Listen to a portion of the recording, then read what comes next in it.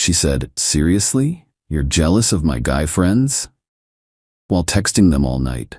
I said, "Not anymore." Then I made plans that changed everything.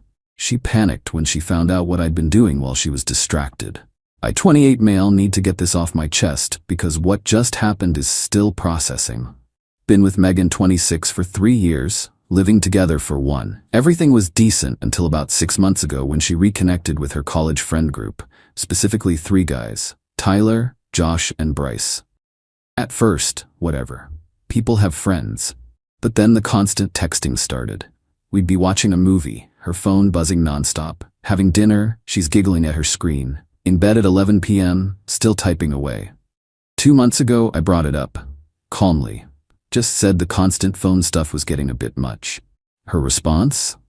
"Seriously? You're jealous of my guy friends? That's so controlling. They're just friends."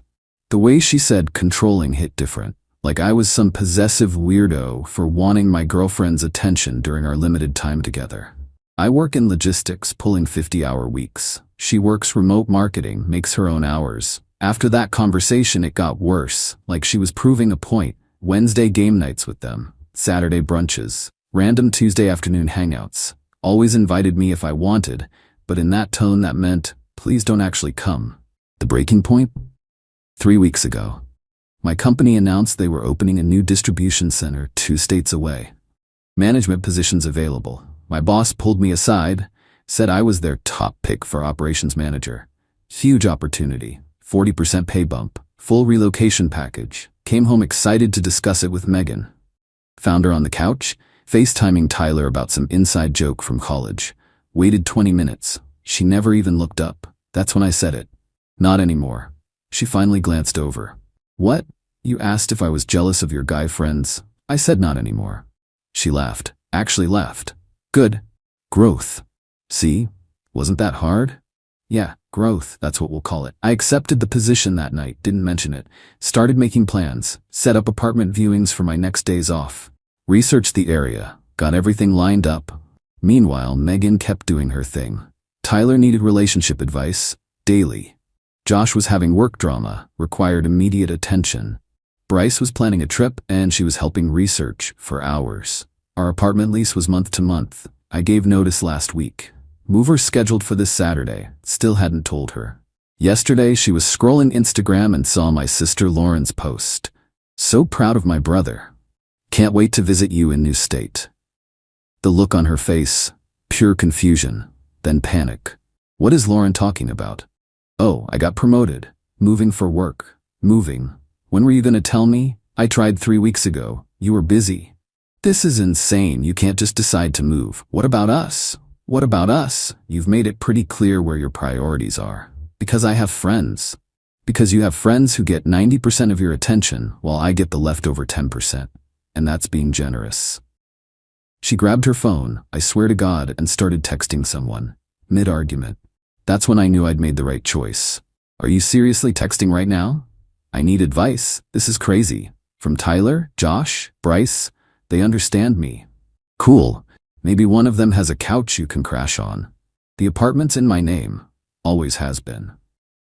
I'd already arranged with the landlord. I'm breaking the lease, paying the penalty. She has 30 days to vacate or take over the lease herself. She's currently at her friend Kayla's, blowing up my phone. 73 texts since yesterday. Haven't read them. Too busy packing. Moving truck comes in 72 hours. Update 1. Holy crap, this escalated. Thanks for all the support on my first post. Needed that validation to bah. So Megan came back yesterday afternoon while I was bubble wrapping kitchen stuff. Full waterworks mode. But get this. Tyler was with her, for emotional support. I cannot make this up. She started with the tears and apologies, but Tyler kept interrupting to advocate for her. "Bro, you're overreacting. Megan just has a lot of friends." "Cool, not my problem anymore." "That's cold, man. 3 years and you're just bouncing?" "Yep. Can we please talk, alone?" "I think I should stay, for safety." Safety. I'm packing dishes, not throwing them. Me, "Tyler, get out of my apartment." "It's Megan's apartment too." "No, it's not. Never was. Doors that way." He looked at Megan like, "Are you gonna let him talk to me like that?" She just stood there. He huffed and left, but not before saying he'd be in the car if she needed him. Then came the bargaining. Megan, I'll change. I'll set boundaries. I didn't realize. You didn't realize because you were too busy texting. That's not fair. You never said it was this serious. I literally tried to talk to you about the job 3 weeks ago. How was I supposed to know that was important? Me because I'm your boyfriend trying to have a conversation? We can do long distance. I'll visit. When, between your Wednesday game nights and Saturday brunches, she switched tactics, anger mode activated. You know what? You're right. I do prioritize my friends because they're not insecure and controlling. Okay. That's it? Okay. Yeah. Okay. Good luck with the apartment hunt. The best part? While she was yelling, her phone went off. She instinctively looked at it. Mid-rant about how I'm the problem, she checked her phone. I just pointed at it and raised my eyebrows. She stormed out. Tyler was apparently live tweeting the whole thing from the car because mutual friends started hitting me up. Whatever. I blocked numbers and kept packing. Oh, and this morning, Josh showed up. Not to help Megan with apartment stuff. To ask if I was getting rid of my gaming console since I was moving. These are her supportive friends, y'all. Movers come tomorrow. Cannot wait. Update 2. Currently typing this for my new apartment. Moved in 3 days ago. But first, let me tell you about moving day drama. Saturday morning, 7 a.m. Movers show up. I'm directing them when Megan arrives with her whole crew. Tyler, Josh, Bryce, and Kayla. She's got a U-Haul. Apparently, the plan was to move her stuff out at the same time, which would be fine except she didn't pack anything. Megan, some of this furniture is mine. What furniture? The coffee table, the bookshelf. That I bought with my money, have receipts for? Tyler, don't be petty. Not your bro, and I'm keeping my stuff. They literally tried to claim half of everything. The TV, gift from my parents, the couch, I bought it before we even met. The kitchen appliances, all mine. Even tried to take my Xbox. Megan uses the Netflix account on it. And? The movers were professional AF, just kept loading what I pointed to. Megan's crew started getting aggressive, trying to block the movers. That's when Bryce made a crucial mistake. Come on, man. She gave you 3 good years. She deserves something. Gave me? Gave me? Even Megan looked embarrassed. Me. She gave me 3 years of being a third wheel in my own relationship. But hey, she's all yours now, boys. Have fun with those game nights. Kayla piped up. You'll regret this when you're alone in new state. I'd rather be alone than ignored. But here's where it gets good. While they were arguing with me, the movers finished loading everything. I did a final walkthrough, dropped the keys with the building manager, who was watching this whole circus, and went to get in the moving truck. That's when Megan played her last card. Megan, wait, I love you. First time she'd said it in 6 months. You know when the last time was? When I surprised her with concert tickets for a band she liked. No, you love the lifestyle I provided. Big difference. Got in the truck and left. In my rearview mirror, I saw her crying while the 3 musketeers tried to comfort her. Felt like a movie scene, NGL. The drive to New State was therapeutic. 8 hours of podcasts and peace. No constant notification sounds. No competing for attention. Just quiet. New apartment is sick. Corner unit, gym in the building, 15-minute commute to work. Already met some neighbors. Normal people who can hold conversations without checking their phones every 30 seconds. Started the new job Monday. Team seems cool. My boss took everyone out for lunch to welcome me. This woman from accounting, Nicole, asked about the area since she just moved here too. We grabbed coffee yesterday to exchange moving tips. She didn't check her phone once in 45 minutes. Wild concept. Meanwhile, Megan's been having a meltdown on social media. Mutual friends sending me screenshots. Some people can't handle strong, independent women with healthy friendships. When he's so insecure, he moves states to avoid communication. Thriving with my real support system. Thriving equals couch surfing at Kayla's because she couldn't afford the apartment alone, and, plot twist, none of the guys offered their places. Shocking. Tyler commented, "You deserve better, queen." But not a spare bedroom, apparently. The group chat messages I got before blocking everyone were hilarious. Can you at least help with her deposit? She's struggling, have a heart? You destroyed her confidence? destroyed her confidence? She had enough confidence to text through our entire relationship. She'll be fine. My sister Lauren called last night. Apparently, Megan reached out to her trying to get my new address. Lauren told her to kick rocks, in politer terms. Love my sister. Oh, and the best part? Yesterday I got a LinkedIn notification. Megan viewed my profile, then viewed it again an hour later. Then Tyler viewed it. Then Josh. They're stalking my professional profile too. What? See where I work? Good luck with that info, I guess. Life update. I'm good. Actually good. Not pretending everything's fine while my girlfriend texts other dudes. Good. But genuinely, honestly good. New job is challenging but rewarding. Apartment is coming together. Nicole and I are grabbing drinks with some other new transplants this weekend. Funny how when you stop begging for someone's attention, you realize how much energy you were wasting. Final update. Wasn't planning to update again, but something happened that deserves sharing. Perfect ending to this saga. Life's been great. Job is going well. Already managing a team of 12. Dating Nicole now? Yeah, the accounting woman. It's refreshing being with someone who's present, like actually present. We'll be at dinner and her phone stays in her purse. Revolutionary. But anyway, the update. Got a call from Lauren last week. Megan showed up at her house at 9 p.m. on a Thursday. Dude, your ex is on my porch and she looks rough. Apparently, Megan took a bus to my hometown because she couldn't afford the gas. Showed up at Lauren's house hoping to, I don't even know. Lauren's husband Keith answered the door. According to Lauren, the conversation went, Megan, I need to talk to Lauren about my name. It's 9 p.m. It's important, I made a mistake. Cool, still 9 p.m. Lauren came to the door, told Megan I was happy and to move on. But here's what Megan said that made Lauren call me. He's with someone new already? How? We were together 3 years. Yeah, and you spent 2 of those years treating him like furniture. I had friends. That's normal. Having friends is normal. Ignoring your partner for them isn't. Then came the breakdown. Full sob fest on Lauren's porch about how she can't afford an apartment alone. Kayla kicked her out after a month. Tyler started dating someone and doesn't have time for game nights. Josh and Bryce only hit her up when they need something. Her job cut her hours because she kept missing meetings to help friends with emergencies. The lack of self-awareness is stunning. Lauren, shut it down. You made choices. These are consequences. Please leave before I call the cops. Megan left, but not before asking if Lauren could just give her my number to apologize properly. Lauren, girl, no. Bye. But that's not the wildest part. Yesterday I got an email. To my work email. How did she even get it? The subject line, please read important information. I almost deleted it, but curiosity won. It was a 5-page essay about how she's been in therapy for 2 weeks, how she realizes she has attention distribution issues, how her friends were taking advantage of her giving nature, how I was the only one who truly cared, how she's ready to move to new state and start fresh. The audacity. She really thought she could email me at work talking about moving here? The last paragraph. I know I hurt you, but we had something special. Tyler, Josh, and Bryce were just distractions from my fear of intimacy.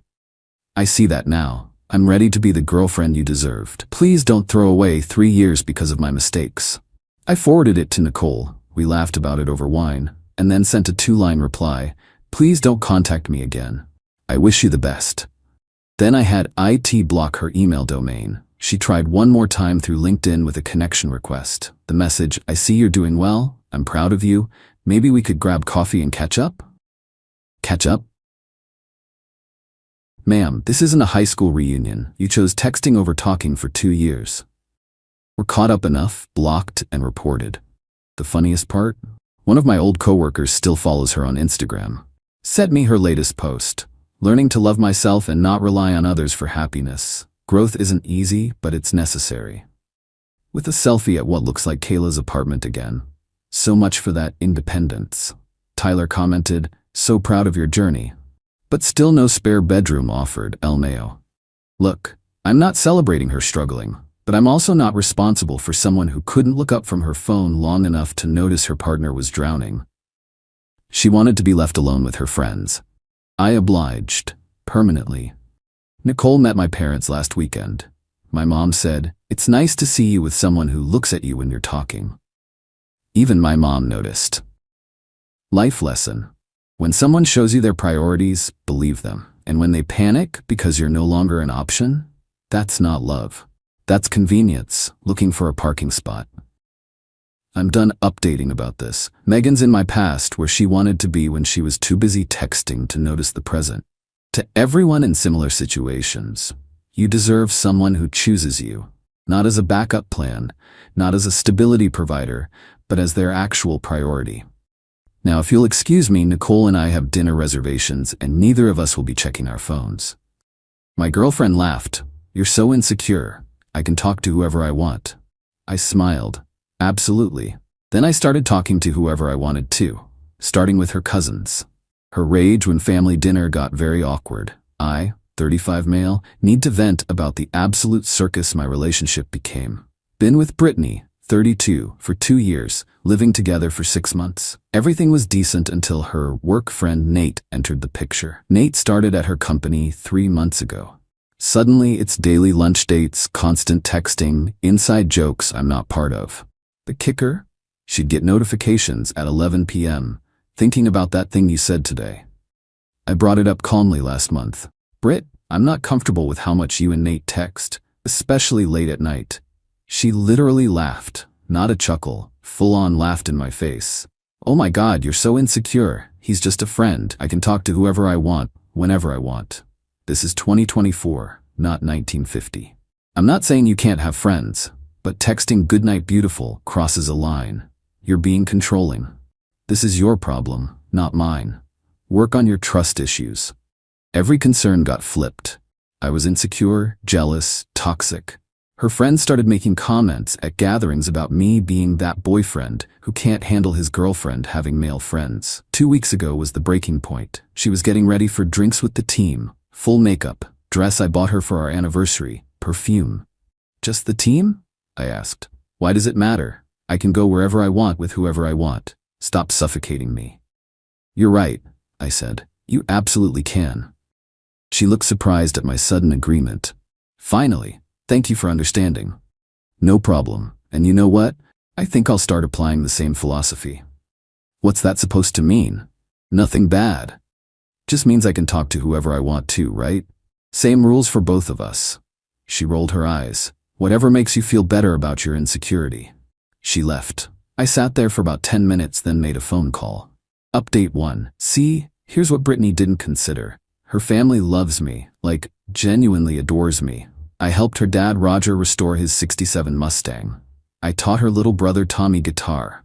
Her mom Janet calls me for computer help. And her cousins? We're buddies. Her cousin Melissa, 29, is an artist who's been struggling to get her work noticed. Her cousin Dana just started a food blog. Both talented, both needing support. Brittany never gave them. I texted Melissa, "Hey, saw your latest painting on Instagram. That's incredible work. You ever think about doing a local gallery show?" Thank you. I've wanted to, but don't know where to start." "I know a guy who runs a small gallery downtown. Want me to introduce you?" "Seriously, that would be amazing." Then Dana, "Your food blog is great. My company needs someone to handle our social media lunch posts. Interested? Pays pretty well." What? Yes, thank you so much. Started hanging out with them. Separately at first, coffee with Melissa to discuss art, lunch with Dana about the social media gig. They were genuinely cool people Brittany had written off as boring. And too needy. Brittany didn't notice at first, too busy with her Nate situation. But then came Sunday family dinner at her parents' house. I walked in chatting with Melissa about her gallery meeting. Brittany's eyes narrowed. "Since when are you two so chummy?" Melissa beamed. "He's been amazing. Got me connected with a gallery owner. I might have my first show." Brittany forced a smile. "That's great." During dinner, Dana announced she got a social media job. "Thanks to your boyfriend," Dana said. "He recommended me to his company." Roger raised his beer. "This guy, always helping family, more than some people." He gave Brittany a pointed look. The best part, her Aunt Gloria mentioned her daughter Amy, 25, was moving to town. "She doesn't know anyone here," Gloria said. "Maybe you could show her around?" Before Brittany could respond, I said, "Happy to help. I can introduce her to some people, show her the good coffee spots. You're so sweet, Gloria gushed. Brittany, you're so lucky. Brittany's foot found mine under the table. Hard. After dinner, she cornered me in the kitchen. What are you doing? Talking to whoever I want. Same rules, remember? My family? Really? They're nice people, we have things in common. That's allowed, right? This is different and you know it. How? They're just friends. You're not being insecure, are you? Her face went red. She stormed off. Update 2. The next week was comedy gold. Brittany suddenly cared very much about who I was talking to and when. Why is Melissa texting you? Gallery stuff. Her show's coming up. At 9 p.m.? Yeah, she works during the day. Why? You text Nate later than that. That's different. How? She couldn't answer. Then Amy arrived in town. Gloria had given her my number. She texted asking about good gyms and restaurants. I gave recommendations, offered to show her around Saturday afternoon. Brittany lost it. You're going out with my cousin. Showing her around town, she's new here. That's a date. It's being helpful. Like when you helped Nate find an apartment, remember? You spent a whole Saturday with him. I can't believe you're doing this. Doing what? Being nice to your family? The same family you ignore unless you need something? That hit a nerve. Because it was true. Brittany only called her cousins when she needed favors but never reciprocated. Saturday came. I took Amy to the farmer's market, showed her the good coffee shops, introduced her to some people from my running club, posted a group photo on Instagram showing Amy around. Welcome to town. Brittany called 15 times. I didn't answer. I was busy talking to whoever I wanted after all. When I got home, she was furious. Everyone's asking why my boyfriend is out with my cousin. And? It's embarrassing. Why? We're just friends. Unless…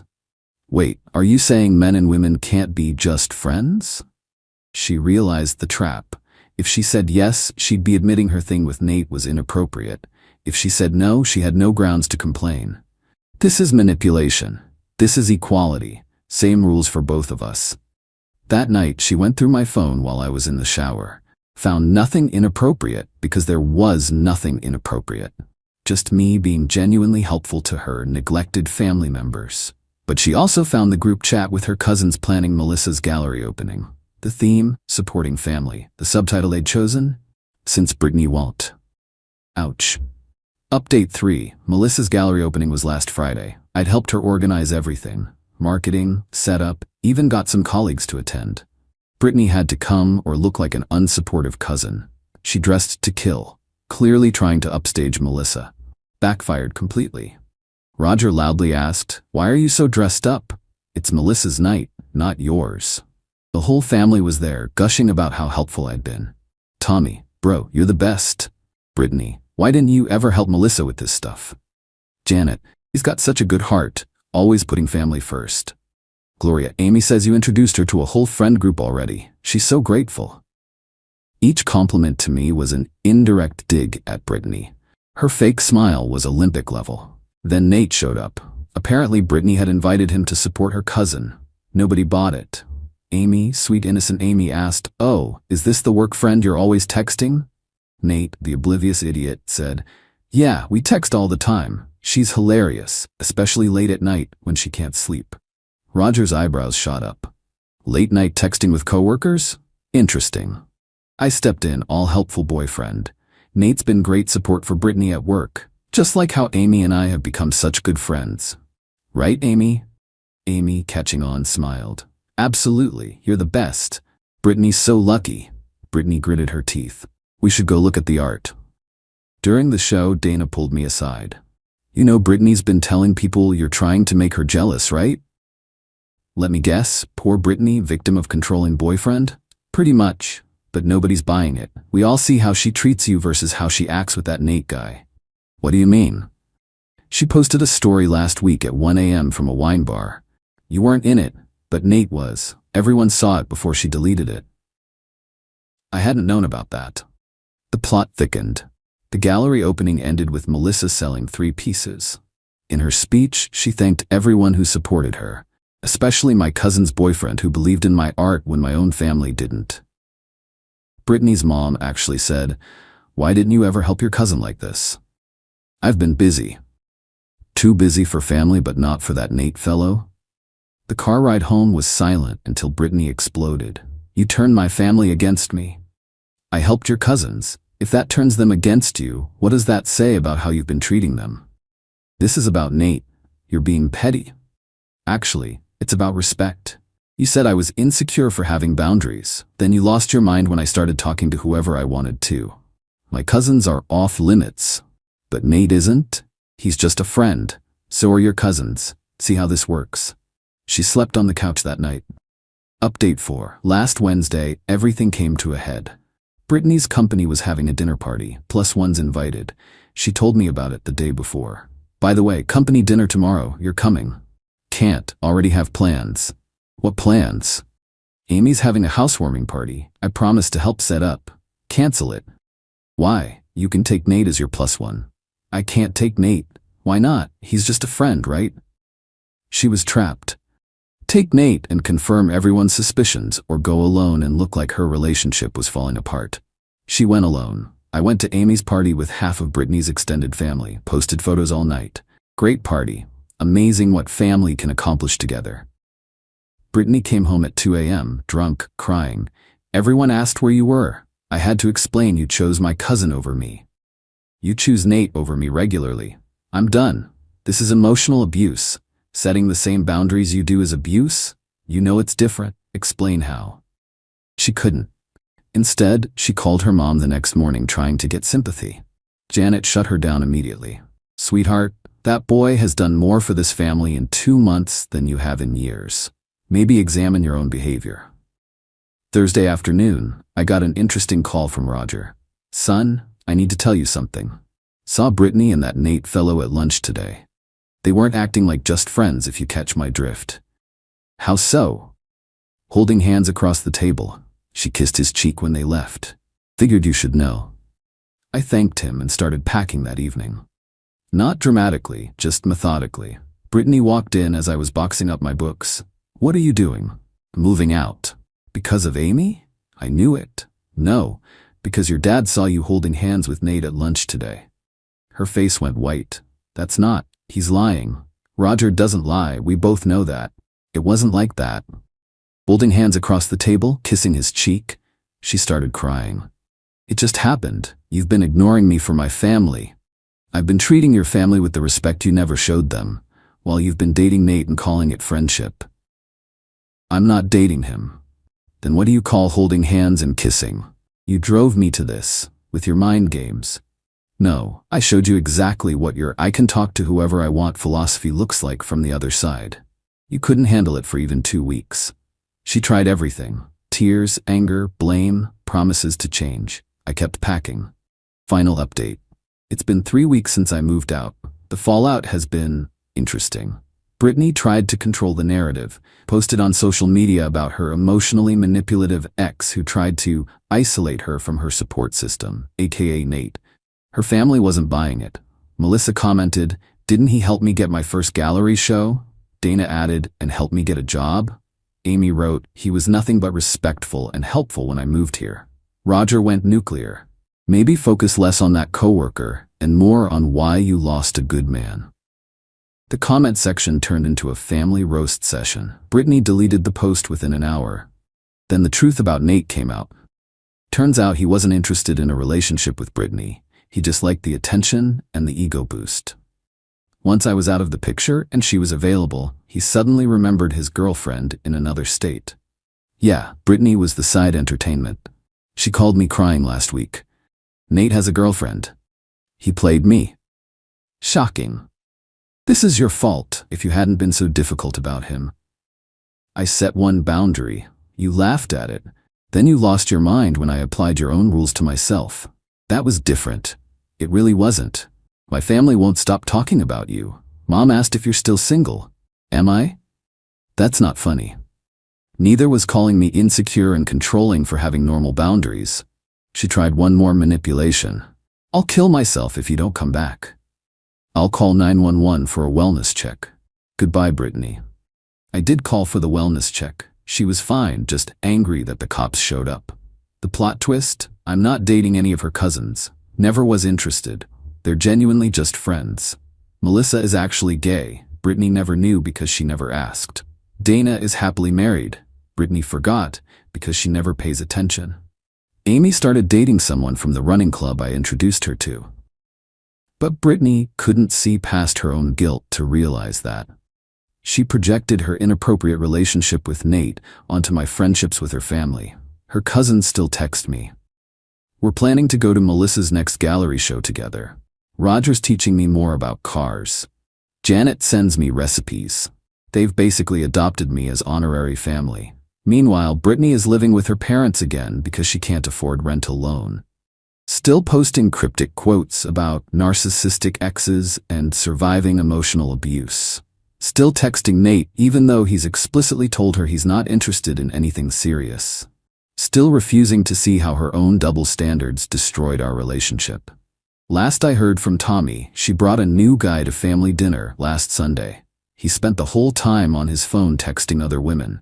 When she complained, Roger apparently said, "Well, you can't be insecure about it. He can talk to whoever he wants, right?" The new guy didn't understand why everyone at the table started laughing. As for me, I'm good. Better than good. Found a nice one-bedroom apartment. Still help out Brittany's family because they're good people who deserve better than they got from her. Started dating someone new, someone who thinks having boundaries is healthy, not controlling. The lesson? If someone laughs at your boundaries and calls you insecure for having them, believe them when they show you who they are. Don't waste time trying to prove your point.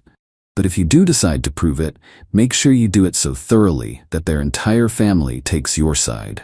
Brittany wanted to talk to whoever she wanted. She got exactly that, and lost everyone who mattered in the process. Meanwhile, I gained a whole second family who actually appreciates respect and boundaries. Funny how that works out.